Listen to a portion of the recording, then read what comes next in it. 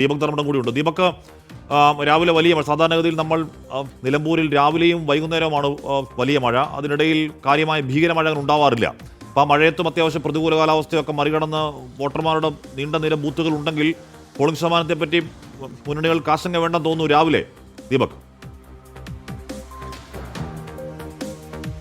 ഹാഷ്മി, നിലമ്പൂരിൽ ഇന്ന് പെയ്യുന്ന മഴയ്ക്ക് ഒരു വലിയ രാഷ്ട്രീയമുണ്ട്.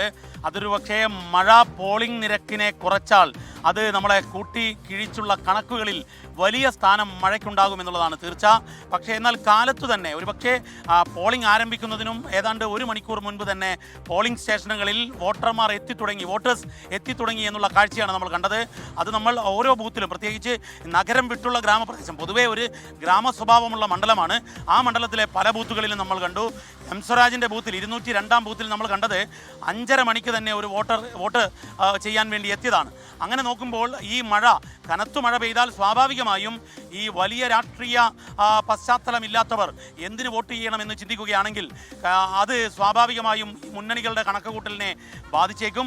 പതിവ് സമ്പ്രദായത്തിൽ പോളിംഗ് ശതമാനം ഉയർന്നാൽ അത് UDF-നും, പോളിംഗ് ശതമാനം കുറഞ്ഞാൽ LDF-നും എന്നതാണ് പഴയ സമവാക്യം. പക്ഷേ കഴിഞ്ഞ പാർലമെൻറ്റ് തെരഞ്ഞെടുപ്പുകളിലൊക്കെ നമ്മൾ സമവാക്യങ്ങൾ മാറിമറിഞ്ഞത് കണ്ടതാണ്.